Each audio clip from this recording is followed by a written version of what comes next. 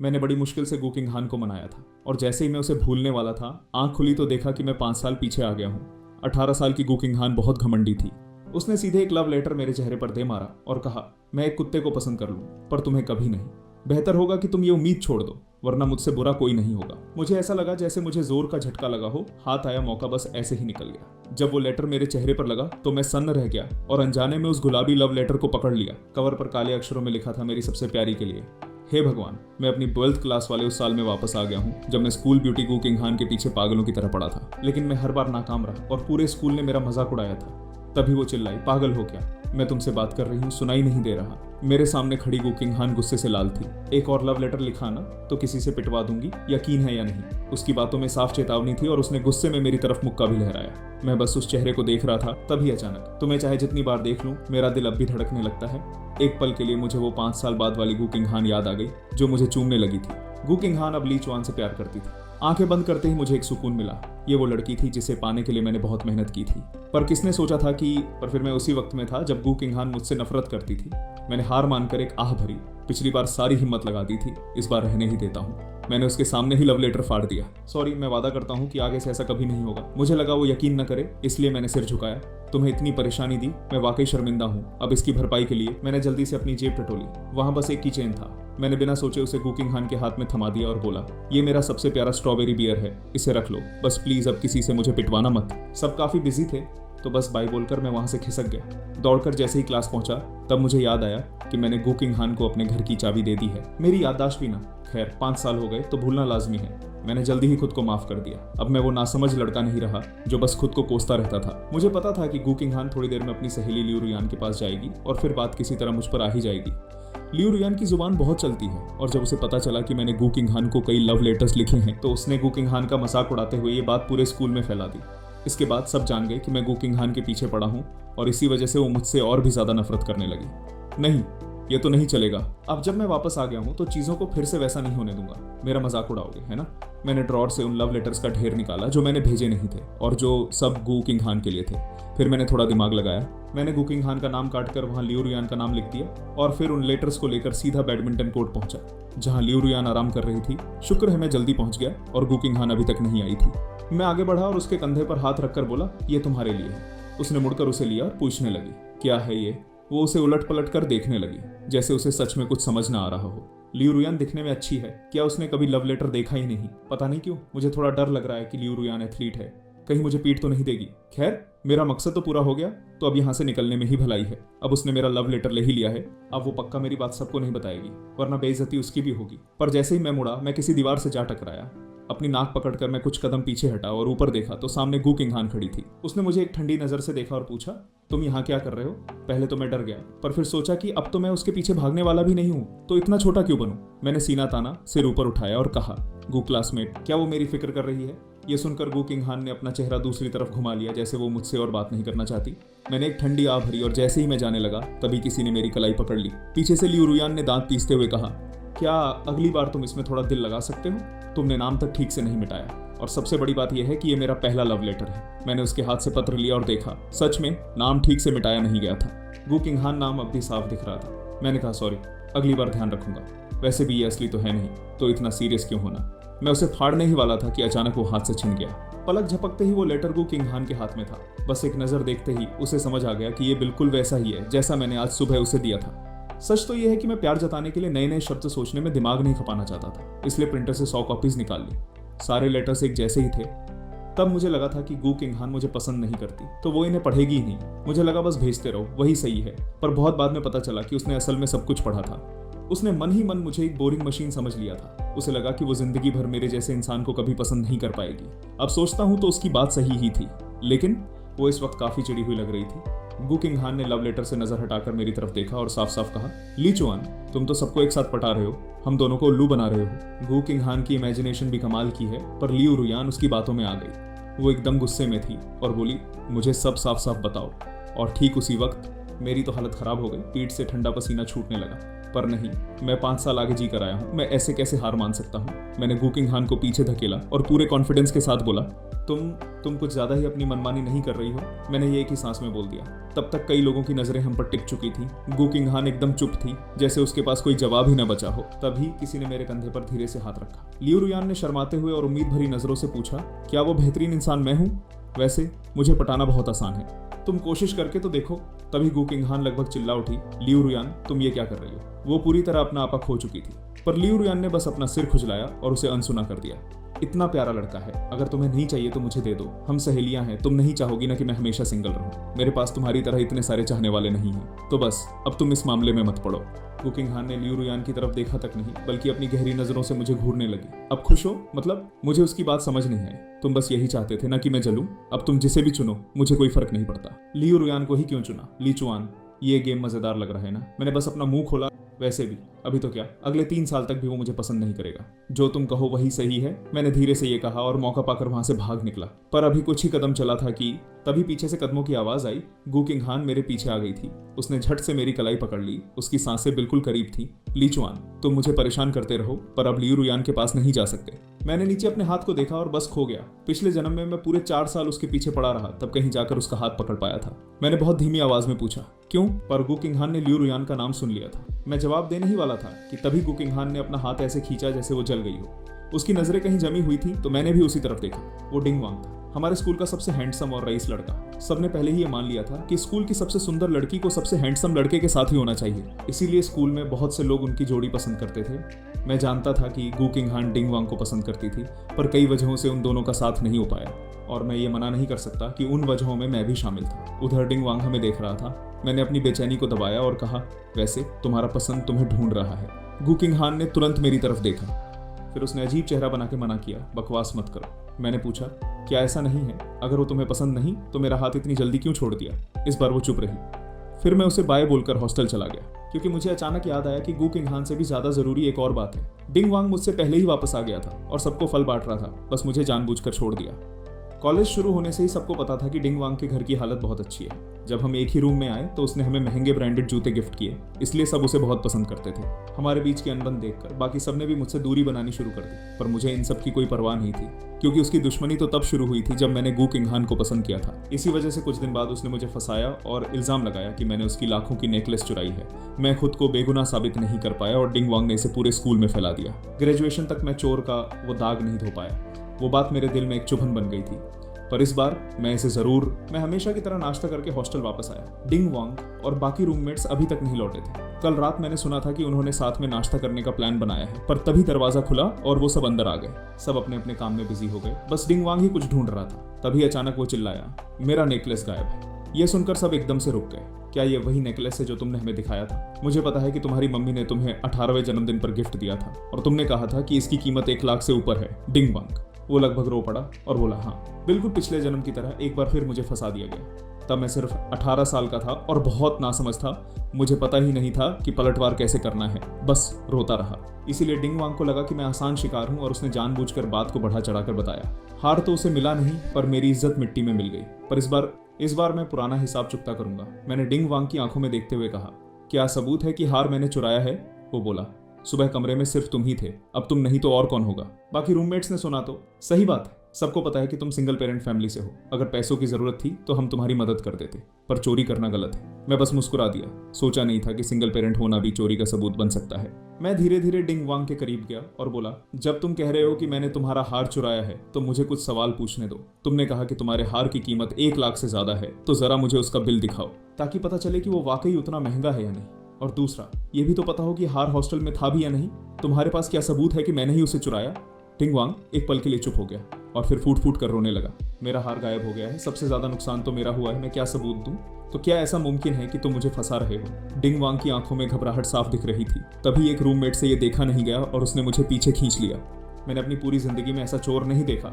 ली चुआन, हमने तुम्हें मौका दिया था, पर तुमने खुद उसे ठुकरा दिया। जब देखा कि कोई उसके साथ खड़ा है तो डिंग वांग का कॉन्फिडेंस वापस आ गया और वो सब हॉस्टल से बाहर चले गए। जब गु किंग मेरे पास आई तो मुझे कोई हैरानी नहीं हुई। पिछली जिंदगी में भी शायद उसने यही माना होगा कि हार मैंने ही चुराया है, लेकिन वो दूसरों से अलग थी। उसने फालतू कुछ नहीं बोला, बस मुझसे एक बात पूछी। उसने पूछा कि क्या मुझे पैसों की जरूरत है। उस वक्त मैं इतना इमोशनल हो गया था कि लगा जैसे मुझे आखिरकार एक मौका मिल गया। पर जैसे ही मैं उसके करीब जाने लगा वो फिर से वही रूखी गु किंग हान बन गई। बहुत समय बाद मुझे तब पता चला कि डिंग वांग ने उसे सब बताया था। उस वक्त लोगों की बातों और उनकी उंगलियों से तंग आकर मैं बस स्कूल से भागकर गेम खेलने चला गया। वैसे भी जो कुछ पढ़ना था वो तो मैं पढ़ ही चुका हूँ, बस अब रिवीजन करके एग्जाम्स का इंतजार करना था। गु किंग हान काफी देर तक मेरे पीछे खड़ी रही, फिर उसने पूछा कि मैंने क्लास क्यों छोड़ी। मैंने अपनी कुर्सी घुमाई और एक शरारती मुस्कान के साथ उससे कहा, अगर मैं कहूँ कि मेरा बस क्लास में जाने का मन नहीं था तो क्या तुम मानोगी? गु किंग हान ने मेरी आंखों में देखते हुए सिर हिला दिया, क्योंकि भागने से समस्याएं हल नहीं होती। मेरी मुस्कान अब भी होठों पर थी। तो तुम्हें भी डिंग वांग पर भरोसा है कि हार मैंने ही चुराया है ना? इस बार आखिरकार मैंने वो बात पूछ ही ली जो काफी समय से मेरे दिल में दबी थी। गु किंग हान ने होठ सिकोड़ते हुए कहा, मुझे नहीं लगता कि तुम ऐसा कुछ करोगे, पर अब तुम ठीक हो, कम से कम तुमने मुझे ज्यादा निराश नहीं किया। लेकिन उसकी अगली बात सुनकर मेरा दिल फिर से बैठ गया। अगर तुम नहीं तो फिर और कौन हो सकता है? स्कूल अब पुलिस को बुलाने की तैयारी कर रहा था। गु किंग हान को डिंग वांग पर कभी शक ही नहीं हुआ, वो तो उस पर अंधा विश्वास करती थी। मैं बस फीकी मुस्कान के साथ बोला, तो फिर देखते हैं क्या होता है। गु किंग हान अपनी जिद पर अड़ी थी, उसे समझाना बेकार था। मैं अकेले ही स्कूल लौट आया। उसके जाने के बाद अब गेम खेलने का मन भी नहीं था, इसलिए मैं हॉस्टल जाकर अपने सबूत जमाने ही वाला था। तभी किसी ने मेरा नाम पुकारा, ली चुआन। ऊपर देखा तो लियू रुयान थी। मैंने थोड़ा झेंपते हुए उसे हाय बोला और वो कुछ ही कदमों में मेरे सामने आ गई। मैं तुम्हें हर जगह ढूंढ रही थी, सोचा नहीं था कि तुम चुपके से बाहर निकल गए। मैं हैरान था। मैंने पूछा, पर तुम मुझे क्यों ढूंढ रही थी? लियू रुयान ने शर्मा कर सिर झुका लिया। पिछली बार हमने अपना रिश्ता पक्का नहीं कर लिया था। जैसे ही सुना कि तुम मुसीबत में हो, मैं दौड़कर तुम्हारी मदद करने आ गई। अब बताओ मैं कितनी वफादार हूँ। पर रुको, हमने रिश्ता पक्का कब किया? लियू रुयान ने बड़े गंभीर होकर सिर उठाया और बोली, तुमने मुझे लव लेटर भेजा और मैंने हाँ कह दिया, तो अब हम बॉयफ्रेंड गर्लफ्रेंड बन गए ना? और सच कहूं तो बात सही थी, पर मैंने सपने में भी नहीं सोचा था कि लियू रुयान मुझे हाँ कह देगी। और गु किंग हान ने जो कुछ भी कहा उसने उसका एक शब्द भी नहीं सुना। वो असल में तभी लियू रुयान ने मुझे टोकते हुए कहा, मुझे पता है कि वो तुम्हें फंसा रहे हैं। मैं अभी अपने लोगों को बुलाती हूँ ताकि तुम्हें इंसाफ मिल सके। तुम फिक्र मत करो, मेरी फैमिली की अच्छी पहुंच है, मैं तुम्हें बिल्कुल परेशान नहीं होने दूंगी। मैं तो दंग रह गया। गु किंग हान तो अमीर खानदान से थी, तो उसकी दोस्त के घर की हालत भी उतनी ही अच्छी होगी। लियू रुयान सच ही कह रही थी। बस मुझे ये समझ नहीं आया कि तुम मुझ पर भरोसा क्यों कर रही हो। क्या हम बॉयफ्रेंड गर्लफ्रेंड नहीं है तो तुम पर बिना किसी शर्त के भरोसा करना मेरा हक है ना? पर अगर हम बॉयफ्रेंड गर्लफ्रेंड ना हुए तो? ये सुनते ही लियू रुयान का चेहरा उतर गया। ली चुआन, क्या मतलब है तुम्हारा? क्या अब तुम बदल गए? मुझे माफ कर दो। मैं उसे सब समझा ही रहा था कि तभी लियू रुयान ने मेरा मुंह बंद कर दिया। मुझे पता है तुम क्या कहोगे, पर कोई बात नहीं, मैं सब समझती हूँ। बस मेरा इंतजार करो, मैं तुम्हें एक असली लव स्टोरी का एहसास जरूर दिलाऊंगी। इतना कहकर शायद वो कुछ सुनना नहीं चाहती थी, इसलिए वो पलक झपकते ही गायब हो गई और मैं बस वहीं हक्का बक्का खड़ा रह गया। खैर, मुझे कुछ और जरूरी काम करने थे। वापस आकर अब मैंने सारे सबूत इंटरनेट पर डाल दिए। अगर सब ठीक रहा तो जल्द ही सबको पता चल जाएगा कि डिंग वांग कोई शरीफ नहीं, बल्कि ये उसकी एक बनावटी छवि थी। सबसे पहले वो लाखों की चीज खरीद ही नहीं सकता था, चोरी होना तो दूर की बात है। जैसे ही मैंने पोस्ट किया, लियू रुयान का मैसेज आया, मुझे पता था तुम्हें फंसाया गया है बेबी, तुम कमाल हो। उसे ऐसा मुंह तोड़ जवाब देना वाकई शानदार था। मैंने चिढ़कर बोला, मुझे बेबी मत कहो, पर उसने तो पूरी स्क्रीन बेबी बेबी से भर दी, जिसे देख मेरा सिर चकरा गया। उस रात डिंग वांग हॉस्टल नहीं लौटा, पर बाकी रूममेट्स आ गए थे। सब थोड़े शर्मिंदा थे। तभी वो रूममेट जिसने 2 दिन पहले मुझे सबसे ज्यादा फंसाया था, पूछने आया, तुम्हें कैसे पता चला कि डिंग वांग के माँ बाप? मुझे इत्तेफाक से पता चला कि डिंग वांग ने गु किंग हान से पैसे उधार मांगे थे। मैंने उससे पूछा तो उसने मुझे सब सच बता दिया। पर तब तक हमें स्कूल छोड़े 4 साल हो चुके थे। भले ही मुझे पता चल गया था कि मुझे फंसाया गया है, पर अब वापस जाकर सबको सफाई देने का कोई मतलब नहीं था। मन बहुत भारी था, पर मुझे यह सच मानना ही पड़ा। तब गु किंग हान ने मुझे काफी देर तक संभाला, माना कि जिंदगी पछतावों से भरी होती है। पर अब जब दोबारा मौका मिला है तो मैं हाथ पर हाथ धरकर क्यों बैठूं? तभी रूममेट ने फिर पूछा, पर तुम्हें उसके घर की असलियत जानने का ख्याल कैसे आया? मैंने कहा, बहुत सिंपल है, क्योंकि उसने हमें जो जूते दिए थे वो नकली थे। वो हैरान था, तुम्हें कैसे पता? कहीं तुमने असली वाले तो नहीं पहने थे? असल में कुछ चीजें बस इत्तेफाक होती हैं। जिस दिन मेरी माँ की हालत सबसे ज्यादा खराब थी, उन्होंने अचानक मेरे लिए बहुत सारी चीजें खरीदी। 2 साल के लायक स्नैक्स, हर ब्रांड के कपड़े, जूते और कंप्यूटर, सब कुछ था।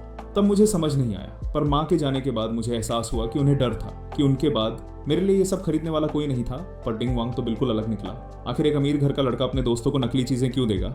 जैसे ही डिंग वांग का बनावटी चेहरा सबके सामने आया, उसने मुझे फंसाने की जो साजिश रची थी वो पूरी तरह नाकाम हो गई। अब वो खुद सबकी नजरों में गिर चुका था। उस दिन जब गलियारे में वो मिला तो उसने बहुत धीरे से कहा, वो चिल्लाया, ली चुआन, तुमने मुझे बर्बाद कर दिया। मैं तुम्हें कभी नहीं छोड़ूंगा। तुम्हें गु किंग हान पसंद है ना, तो अब मैं उसे तुम्हें कभी नहीं मिलने दूंगा। उसकी बातों से लग रहा था कि अब वो कोई चाल चलने वाला है, पर मेरा तो अब उसे पाने का कोई इरादा ही नहीं था। तो वो किसके साथ है उससे मुझे कोई फर्क नहीं पड़ता। तुम शौक से करो जो करना है।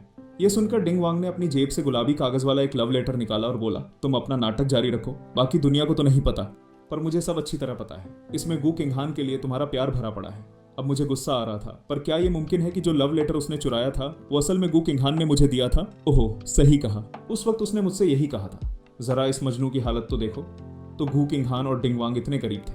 मैं सन्न रह गया। मुझे समझ नहीं आ रहा था कि पिछली जिंदगी में आखिर मैंने डिंग वांग को हराया कैसे था। क्या सच में वो मेरी उस कमाल की आयरन मैन तकनीक का दम था? डिंग वांग मुझे घूर रहा था, जैसे मेरे चेहरे पर हार का कोई निशान ढूंढ रहा हो, पर उसे मायूस होना ही था। मैंने तो उसे विश कर दिया कि भाई उम्मीद है तुम गू किंग हान को पा सको। तभी मैं मुड़ा और देखा कि जिसके बारे में हम बात कर रहे थे वो वही कॉरिडोर के अंत में खड़ी थी। इतनी दूर से शायद उसे हमारी बातें सुनाई नहीं दे रही होंगी, बस मुझे ऐसा लग रहा था कि उसकी नजरें लगातार मुझ पर ही टिकी हुई थी। फिर वीकेंड पर मैं घर चला गया। नहीं बुलाना तो मत बुलाओ, आज लियू रुयान का मूड कुछ ज्यादा ही अच्छा था। वैसे कहाँ हो तुम? घर पे हूँ तो अपनी लोकेशन भेजो, कल मैं तुम्हें लेने आऊंगी। मैंने कब कहा कि मैं आऊंगा? मेरे बर्थडे पर तुम नहीं आओगे, ऐसा कैसे हो सकता है? नहीं, अगर तुम नहीं आए तो मैं तो दुख के मारे मर ही जाऊंगी। मैंने एक ठंडी आह भरी, किसने सोचा था कि लियू रुयान असल में इतनी बचकानी होगी जो रोज मुझे अजीब अजीब मीम्स और इमोजी भेजती रहती है। सच कहूँ तो अगर मैं सच में 18 साल का होता तो शायद वो मुझे पसंद आ जाती, पर दिक्कत यह है कि मेरी दिमागी उम्र अब 23 साल है, तो मेरी नजरों में वो बस एक छोटी बहन जैसी है। खैर, किसी दिन उसे सब साफ साफ बताना ही होगा। अगले दिन लियू रुयान मेरे घर के बाहर आई और मैं बिना ज्यादा सोचे उसकी गाड़ी में बैठ गया। वो पूरे रास्ते कुछ नहीं बोली, बस गाड़ी तेज रफ्तार से दौड़ती रही और आखिर में हम एक बार के सामने जाकर रुके। जैसे ही लियू रुयान मुझे प्राइवेट रूम में ले गई, बाकी सब लोग वहां पहुंच चुके थे। मेरी नज़र तुरंत भीड़ में खड़ी गू किंग हान पर पड़ी। उसे ढूंढने के लिए कोई मेहनत नहीं करनी पड़ी, क्योंकि वो पैदाइशी ही इतनी जानलेवा खूबसूरत थी। उसके ठंडे चेहरे और बंद होठों को देखकर मैं समझ गया कि वो खुश नहीं है। असल में मैं भूल गया था कि आज लियू रुयान का बर्थडे है और उसकी सारी सहेलियां वहां थी। बस मेरे आते ही सबके चेहरे के हाव भाव थोड़े अजीब हो गए। किसी ने लियू रुयान से पूछा कि क्या ये उसका बॉयफ्रेंड है और उसे सबके सामने मिलवाने को कहा। लियू रुयान मुझे पकड़कर बैठाने ही वाली थी। अपनी सहेली का सवाल सुनकर उसने मेरी तरफ देखा जैसे मुझसे पूछ रही हो। मैं उसका इशारा समझ गया और सिर हिलाकर मना कर दिया। तभी लियू रुयान की आंखों में एक पल के लिए मायूसी छा गई। तभी अब तक चुपचाप खड़ी गू किंग हान आई और बिना कुछ बोले मुझे खींचकर बाहर ले जाने लगी। मैंने उसे रोकने की कोशिश नहीं की, क्योंकि मैं सच में जानना चाहता था कि वो इतने लोगों के सामने मुझे बाहर ले जाकर क्या कहना चाहती है। क्या वो मुझे वार्निंग देने वाली है कि मैं लियू रुयान के करीब न जाऊं, या फिर मुझे सीधे बाहर निकाल देगी? उस धुंधले कॉरिडोर में गू किंग हान ने मुझे दीवार से सटा दिया और मुझे घूरने लगी। उसकी नजरों से मुझे बड़ी घबराहट होने लगी। शायद पिछली जिंदगी की वजह से मैं उससे डर रहा था। गू किंग हान, मुझे छोड़ दो ना। नहीं छोड़ूंगी, गू किंग हान ने जिद करते हुए कहा। तुमने तो कहा था कि तुम सिर्फ मुझे पसंद करते हो और मुझे पाकर ही रहोगे। ली चुआन, तुम झूठे हो। उसकी आवाज में साफ तकलीफ थी। पर कुछ दिन पहले तक तो, और सच तो यह है कि उस लव लेटर में जो भी था वो सब मैंने इंटरनेट से कॉपी किया था। अब इस बात को यहीं खत्म करते हैं। मुझे कोई फर्क नहीं पड़ता, पर मैं नहीं चाहता कि लोग मेरा मजाक उड़ाते रहें। तभी गू किंग हान ने मुझे अपनी बाहों में खींच लिया और पूछा, तुमने लियू रुयान को ही क्यों चुना? भले ही वो बातें झूठी थी, पर मैंने उन पर यकीन कर लिया। अब बताओ मैं क्या करूं? ये सब तुमने शुरू किया है तो अब इसकी जिम्मेदारी भी तुम्हें ही लेनी होगी। उसके गले लगने से मेरा दम घुटने लगा, तो मैंने उसे जोर से धक्का दिया। गू किंग हान, याद है मैंने तुमसे सॉरी बोला था? तुमने ही तो कहा था कि तुम कुत्तों से प्यार कर सकती हो, पर मुझसे कभी नहीं। मुझे इस बात पर यकीन करने से अच्छा ये लगता है कि वो बस मुझे लियू रुयान के साथ नहीं देखना चाहती। पता नहीं, लड़कियों के बीच एक ऐसी अजीब सी होड़ और जीत हार का खेल चलता है, या फिर शायद वही सच है जो उसने पहले कहा था कि वो अपनी सहेली को दुखी नहीं देखना चाहती। तभी उसने मुझे धीरे से छोड़ा और पूछा, तो क्या इसीलिए तुमने लियू रुयान को चुना है? मैंने सिर हिलाया और कहा, नहीं, मैंने उसे नहीं चुना। तुम लोग बस ज्यादा सोच रहे हो। ये सुनकर वो हल्का सा मुस्कुराई और बोली, मुझे पता था, पर मैंने साफ कह दिया, मैं तुम्हें भी नहीं चुनूंगा। पिछली जिंदगी में मेरे लिए प्यार ही सब कुछ था। उसके लिए मैंने ऐसी बहुत सी चीजें सीखी जो मुझे पसंद नहीं थी, और उसे पाने की कोशिश में मैं खुद को ही भूल गया। अब मैं अपनी जिंदगी अलग तरीके से जीना चाहता हूँ। खैर, गू किंग हान की बोर्ड परीक्षाएं आने वाली हैं, इसलिए अब अपनी पढ़ाई पर ध्यान दो। पहले मेरी गलती थी, उसके लिए मैं एक बार फिर माफी मांगता हूँ। हमेशा घमंडी रहने वाली गू किंग हान की आंखें इस पल नम हो गईं। ली चुआन, मैं तुम्हारी माफी स्वीकार नहीं करूंगी। मैं चाहती हूँ कि तुम मुझे एक बार फिर पसंद करो। गू किंग हान ने मुझे फिर से अपने नीचे दबा लिया और मुझे चूमने के लिए झुकी। मैं बच तो रहा था, पर उसने मुझे चूम लिया। तभी अचानक किसी ने उसे झटके से पीछे खींच लिया। तभी लियू रुयान वहां पहुंची और बिना कुछ सोचे उसने गू किंग हान के गाल पर एक जोरदार थप्पड़ जड़ दिया। तुम्हारी हिम्मत कैसे हुई उसे छूने की? जब मैंने देखा कि ये दोनों अब लड़ने वाली हैं, तो मैं तुरंत बीच में आ गया। बस करो, अब तुम दोनों यहाँ से जाओ। मेरा लहजा काफी कड़ा था। उन दोनों ने एक दूसरे को देखा और धीरे धीरे शांत हो गई। गू किंग हान के जाने के बाद लियू रुयान ने बड़े उदास मन से मेरी ओर देखा। मैंने अपनी जेब में हाथ डाला। मैंने जेब से एक प्यारा सा स्ट्रॉबेरी बियर वाला खिलौना निकाला। जन्मदिन मुबारक हो, ये तुम्हारे लिए मेरा तोहफा है। अब क्या करता, मेरे पास उसे कोई महंगा तोहफा देने के लिए ज्यादा पैसे नहीं थे। ये स्ट्रॉबेरी बियर्स मेरी माँ ने मेरे लिए जीते जी खरीदे थे। उन्हें पता था कि मुझे ये बहुत पसंद है, इसलिए उन्होंने मेरे कमरे में ढेर सारे रख दिए थे। जब भी मुझे माँ की याद आती, मैं बस इन्हें गले लगा लेता था। पर लियू रुयान ने उसे लिया ही नहीं। क्या उसे ये पसंद नहीं आया? खैर छोड़ो, अमीर लोगों को ऐसी छोटी मोटी चीजें कहाँ पसंद आती हैं। पर जैसे ही मैंने तोहफा वापस लेना चाहा, लियू रुयान ने उसे झपट कर छीन लिया। पिछली बार तुमने गु किंग हान को एक दिया था, जो उसके पास है वो मेरे पास भी होना चाहिए। मुझे लगा शायद बात यही है, पर तभी लियू रुयान अचानक फूट फूट कर रोने लगी। क्या तुम गु किंग हान को नहीं पा सके, इसलिए मेरे पास आए? असल में तुम उसी को पसंद करते हो और मुझे बस उसे जलाने के लिए इस्तेमाल किया है ना। अब भाई, इस लड़की को बात समझने में इतना समय लगता है क्या? सच तो ये है कि जब मैं उसके करीब आया तो मेरा मकसद गु किंग हान को जलाना नहीं था, पर अब समझाऊंगा तो वो और उलझ जाएगी। मैंने उसके कंधे थपथपाए और प्यार से कहा, हाँ लगभग ऐसा ही है। मैं असल में एक धोखेबाज हूँ, तो इसे मेरा दिया हुआ सबक समझो। आगे कभी मेरे जैसे किसी से मिलो तो उससे दूर ही रहना। अपना दिल इतनी आसानी से किसी को मत देना। लियू रुयान और जोर से रोने लगी और मेरा हाथ पकड़कर छोड़ ही नहीं रही थी। भले ही तुम धोखेबाज हो, फिर भी मैं तुम्हें पसंद करती हूँ। मैंने हाथ पीछे खींचते हुए कहा, पर मैं तुम्हें पसंद नहीं करता। सब कुछ पहले ही साफ कर देना सबके लिए बेहतर है। मेरा ऐसा कोई इरादा नहीं था, पर मैंने उसे उलझा लिया जिसे नहीं उलझाना चाहिए था। फिर मैंने उसके कान में धीरे से कुछ कहा। ये सुनकर उसका लगाव और बढ़ गया। मुझे तो लगा कि उसने मेरी बात समझी ही नहीं। खैर, वो शांत हुई तो मैंने कहा, मैं तुम्हें घर छोड़ देता हूँ। पता नहीं ये मेरा वहम था या कुछ और। ऐसा लगा जैसे लियू रुयान एकदम से समझदार हो गई हो। उस दिन के बाद सबने चुपचाप एक दूसरे से दूरी बना ली। गु किंग हान फिर से वैसी ही रूखी हो गई और कभी आमना सामना होता तो वो मुझे अनदेखा कर देती, पर वो अचानक डिंग वांग के काफी करीब आ गई। धीरे धीरे सब बातें करने लगे कि इस बार तो जोड़ी जम गई है। डिंग वांग भी क्या कमाल का बंदा है जो उसने गु किंग हान को अपना बना लिया। लोग कहने लगे कि गु किंग हान को उसके खानदान से कोई फर्क नहीं पड़ा। ये तो पक्का सच्चा प्यार है। डिंग वांग का बैकग्राउंड भले छोटा था, पर उसकी बातें करने का तरीका ऐसा था कि कोई भी फिदा हो जाए। मैं तो बस अनजान बना रहा और अपनी पढ़ाई में लगा रहा। पिछली जिंदगी में गु किंग हान का एंट्रेंस एग्जाम अच्छा नहीं गया था और उसके लिए मैंने एक अच्छे कॉलेज को छोड़कर किसी छोटे मोटे कॉलेज में एडमिशन ले लिया था, पर अब मैं ऐसी गलती नहीं करूंगा। वैसे भी उसके पीछे तो पूरी दुनिया पागल है। एग्जाम से एक हफ्ते पहले मैं देर रात तक पढ़ाई करने के बाद क्लास से निकला और जैसे ही सीढ़ियों के पास पहुंचा, मुझे वहां एक लंबी सी परछाई दिखाई दी। पहचान लिया कि वो गु किंग हान थी। अंधेरे में उसका चेहरा साफ नहीं था, तो समझ नहीं आया कि वो क्या सोच रही है। मुझे नहीं लगा कि वो मुझे ढूंढ रही है, इसलिए मैंने उसे इग्नोर किया और बस निकल गया। ली चुआन, गु किंग हान ने अचानक मुझे आवाज देकर रोका। मैंने पीछे मुड़कर बड़े आराम से पूछा, मुझे क्यों ढूंढ रही हो? वो धीरे धीरे मेरी तरफ बढ़ी और बोली, क्या तुम्हें सच में अब कोई फर्क नहीं पड़ता? उसकी आवाज में सवाल नहीं, बल्कि एक अजीब सी बेबसी और हमदर्दी थी। मुझे लगा शायद मैंने गलत सुना, इसलिए मैं जानबूझकर अनजान बनते हुए बोला, तुम क्या कह रही हो? मुझे समझ नहीं आया। तभी उसने मेरे कंधे पकड़े और टूटते हुए मुझ पर चिल्लाई, ली चुआन, तुम कितने पत्थर दिल हो। मैं तो बस तुम्हारा वो तरीका आजमाना चाहती थी। मुझे लगा जब तुम मुझे डिंग वांग के साथ देखोगे तो तुम्हें मेरी तकलीफ का एहसास होगा, पर तुम ऐसे क्यों कर रहे हो जैसे कुछ हुआ ही ना हो। अब मैं सब समझ गया था। उसके चेहरे को देखकर, जिसके लिए मैं कभी पागल था, मैंने अनजाने में अपना हाथ आगे बढ़ाया कि उसे एक बार फिर छू लूं, लेकिन आखिरी पल में मैं होश में आया और अपना हाथ पीछे खींच लिया। मैंने कहा, वो इसलिए क्योंकि जब मैं तुमसे प्यार करता था तब वो सच था, और अब जब मैं कहता हूं कि मुझे तुमसे प्यार नहीं है तो ये भी सच है। आखिर इंसान की फितरत ही ऐसी होती है। अब ये तुम पर है कि तुम अपने दिल को कैसे संभालती हो, गु किंग हान। अब बस करो, वरना तुम वो नहीं रहोगी जो तुम हो। बस इतना कहकर मैं वहां से चला गया। तभी मुझे नीले रंग के कपड़ों की एक झलक सी दिखी, जो डिंग वांग का फेवरेट कलर था। पिछली बार के उस हादसे के बाद वो हॉस्टल में नहीं रुका था, पर आज वो अचानक वापस आ गया था। मुझे तुरंत शक हो गया। उसने पहले जो बातें कही थी वो मुझे आज भी याद थी। कॉलेज के एग्जाम से ठीक एक रात पहले जब मैं सीढ़ियों से नीचे उतर रहा था, तभी किसी ने मुझे पीछे से धक्का दे दिया। सच कहूं तो उस पल मैं एकदम टूट गया था। मुझे लगा था कि वापस आकर मैं अपनी किस्मत बदल पाऊंगा, पर शायद मैं खुद को ज्यादा ही समझ बैठा था। गिरते वक्त मैंने बस यही सोचा कि अगर जिंदा बचा तो कल रेंगते हुए ही सही, पर एग्जाम सेंटर जरूर पहुंचूंगा। लेकिन मुझे वो दर्द महसूस ही नहीं हुआ जिसकी मुझे उम्मीद थी। मुझे ऐसा लगा जैसे मैं किसी की भाव में गिर गया हूँ। आंखें खोली तो सामने लियू रुयान का चेहरा था। वो मुझसे भी ज्यादा नर्वस लग रही थी। वो बोली, बेबी, शुक्र है कि मैंने तुम्हें पकड़ लिया। हाँ, वाकई शुक्र था कि उसने मुझे बचा लिया। मैं फौरन उससे अलग हुआ और उसे बार बार थैंक्स बोलने लगा। लियू रुयान ने तुरंत पुलिस को फोन कर दिया। मुझे बस इतना याद है कि उस दिन हम सब एग्जाम सेंटर की तरफ भाग रहे थे और डिंग वांग को पुलिस दूसरी दिशा में ले जा रही थी। उस वक्त मेरे दिमाग में बस यही चल रहा था कि शायद डिंग वांग के पास अब कोई चारा नहीं बचा था, फिर भी वो मुझे बर्बाद करना चाहता था। पर मैं हर पल उससे अलर्ट था, इसलिए उसने ये घटिया चाल चली। लेकिन मुझे अंदाजा नहीं था कि इन कुछ टक्करों के बाद, शुरुआत से लेकर अब तक, जिसने खुद को बर्बाद किया वो बस डिंग वांग ही था। मैं जानता था कि अगर लियू रुयान ना होती तो मेरा बचना नामुमकिन था। खैर, मौका मिलने पर उसका एहसान जरूर चुकाऊंगा। और फिर मैं अपने मनपसंद कॉलेज में सिलेक्ट हो गया। अब आखिरकार मैं वो सब कर सकता था जो मैं चाहता था। कॉलेज जाने से ठीक एक रात पहले लियू रुयान का फोन आया। वो बोली, मैंने सुना है कि तुम आजकल बहुत बिजी हो, इसलिए मैंने तुम्हें डिस्टर्ब नहीं किया। वैसे तुमने जिस स्टॉक के बारे में बताया था, मैंने उसमें पैसे लगाए और वो कई गुना बढ़ गए।